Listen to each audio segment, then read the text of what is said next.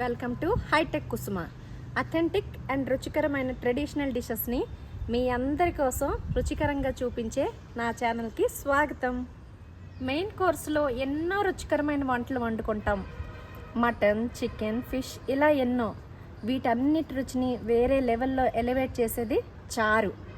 చారు ఉంటే వీటి టేస్ట్ వేరే లెవెల్కి తీసుకెళ్తుంది.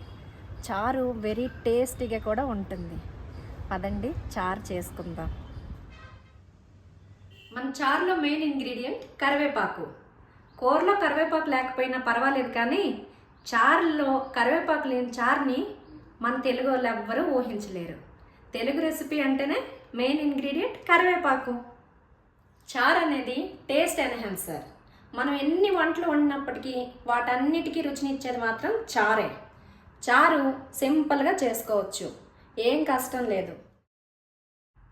మన మంచి రుచికరమైన చారుకి కావాల్సింది ఇదిగోండి చింతపండు. ఇది ప్లెయిన్ వాటర్లో వేసుకొని కొంచెం పసుపు, ఓకే, చిటికెడు పసుపు, రుచికి సరిపడా ఉప్పు, అంతేనండి, ఇంకేం అక్కర్లేదు.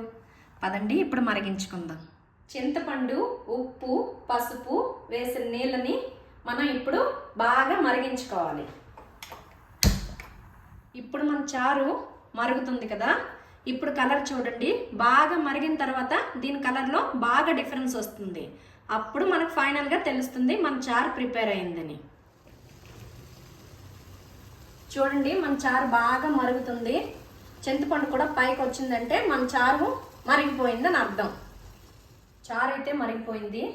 ఇప్పుడు మనం దానికి తాలింపు వేసుకుందాం. తాలింపు కోసం కొంచెం నూనె వేసుకొని వేడి చేసుకోవాలి.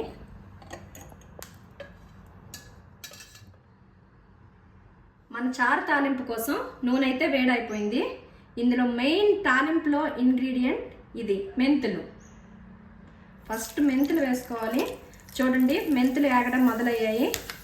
ఇప్పుడు ఒక్కొక్కటిగా పోపు దినుసులు, ఆవాలు, జీలకర్ర, వాము, ఇవి అన్నీ ఏరుతున్నాయి కదా. ఇలాంటి టైంలోనే వెల్లుల్లిపాయలు, వీటికి మాత్రం పొట్టుతోనే కొంచెం ఇలా క్రష్ చేసి వేసుకోవాలి. ఎప్పుడు యాజ్ యూజువల్గా ఉల్లిపాయలతో పాటుగానే కరివేపాకు కూడా వేసుకుంటాం, 2 ఎండుమిరపకాయలు. ఇవే ఈ తాలింపు ఇంగ్రీడియంట్స్. ఇదిగోండి మన పోపు తాలింపు వేగుతుంది.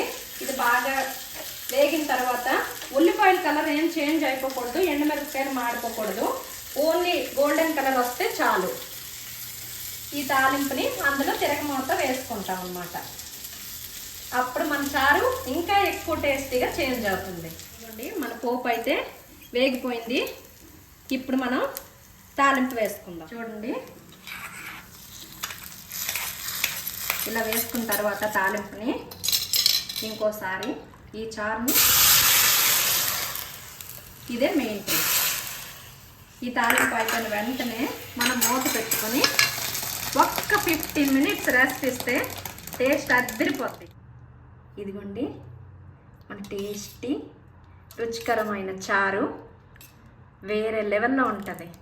ఇదేనండి మన తెలుగు రుచుల్ని వేరే లెవెల్ ఎలివేషన్కి తీసుకెళ్లే డిష్ చారు.